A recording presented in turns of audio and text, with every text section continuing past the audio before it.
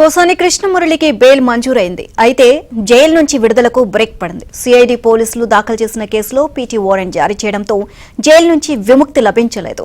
మరోవైపు వల్లభనేని వంశీ బెయిల్ పిటిషన్పై విచారణను విజయవాడ ఎస్సీ ఎస్టీ కోర్టు గురువారానికి వాయిదా వేయగా మరో వైసీపీ నేత చెవిరెడ్డి భాస్కర్ రెడ్డికి ప్రకాశం జిల్లా పోలీసులు నోటీసులు జారీ చేశారు.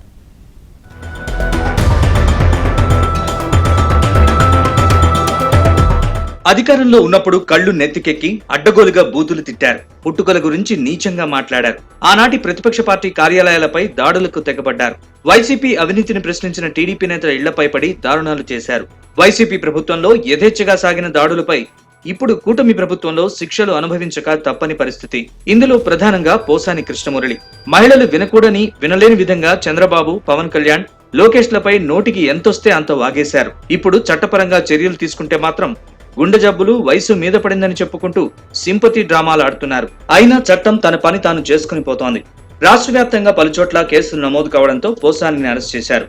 పీటీ వారెంట్ పై ఇతర ప్రాంతాల్లో కూడా కోర్టులో హాజరుపరచగా న్యాయాధికారులు రిమాండ్ విధించారు.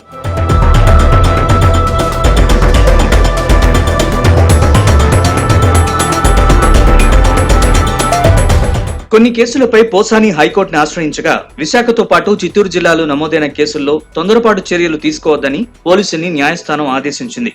అయితే ఇటీవల 4 కేసుల్లో పోసాని కృష్ణమురళికి బెయిల్ లభించింది. దీంతో బుధవారం పోసాని కృష్ణమురళి కర్నూలు జైలు నుంచి విడుదలవుతారని అందరూ భావించారు. అయితే అనూహ్యంగా పోసానిపై కేసు నమోదు చేసిన సిఐడి అధికారులు పీటీ వారెంట్ జారీ చేశారు. దీంతో పోసానికి షాక్ తగిలింది. దీనిపై అతని తరపు న్యాయవాదులు హైకోర్టులో లంచ్ మోషన్ పిటిషన్ వేసి సిఐడి పోలీసులు దాఖలు చేసిన పీటీ వారెంట్ క్వాష్ చేయాలని కోరారు.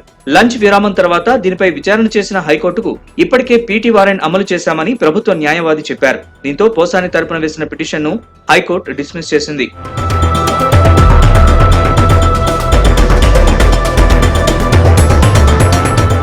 మరోవైపు వైసీపీ నేత గన్నవరం మాజీ MLA Vallabhaneni Vamsi bail petition పై విజయవాడలోని ఎస్సీ ఎస్టీ కోర్టులో వాదనలు జరుగుతున్నాయి.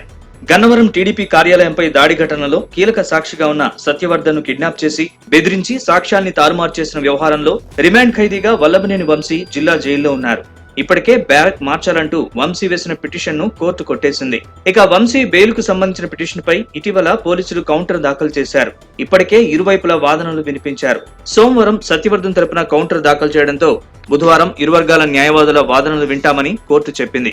అయితే రెగ్యులర్ కేసులు ఎక్కువగా ఉండడంతో తదుపరి విచారణను గురువారానికి వాయిదా వేసింది కోర్టు. ఇరు వర్గాల వాదనలు విన్న తర్వాత వంశీ బెయిల్ పై న్యాయాధికారి గురువారం తీర్పు వెలువరించనున్నారు.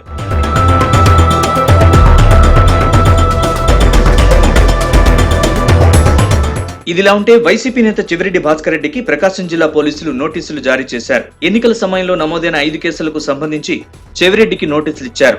2024 ఎన్నికల్లో ఒంగోలు పార్లమెంట్ నుంచి వైసీపీ అభ్యర్థిగా చెవిరెడ్డి భాస్కర్ రెడ్డి పోటీ చేశారు. అయితే ఎన్నికల సమయంలో ఎర్రగొండపాలెం నియోజకవర్గంలో చెవిరెడ్డి భాస్కర్ రెడ్డి ఎన్నికల నియమావళిని ఉల్లంఘించారని ఎర్రగొండపాలెంలో 3 కేసులు, దోర్నాల, పెద్దారవీడులో ఒక్కొక్క కేసు నమోదైంది. ఒంగోలు వైసీపీ కార్యాలయంలో చెవిరెడ్డికి నోటీసులు ఇచ్చారు. చెవిరెడ్డిపై నమోదైన 5 కేసుల్లో ఒకటి ఎర్రగొండపాలెం ఆర్ఓ శ్రీలేఖను బెదిరించిన కేసు కూడా ఉంది. మరోవైపు రఘురామకృష్ణరాజు కస్టోడియల్ టార్చర్ కేసులో ఈ నెల 14న విచారణకు హాజరు కావాలని బీహార్ రాష్ట్ర ఫైర్ సర్వీసెస్ ఐజీ ఎం సునీల్ కుమార్ నాయక్ దర్యాప్తు అధికారి ఒంగోలు జిల్లా ఎస్పీ దామోదర్ మరోసారి నోటీసులు జారీ చేశారు. తొలుత ఈ నెల 3న ఆయనకు నోటీసులు జారీ చేశారు.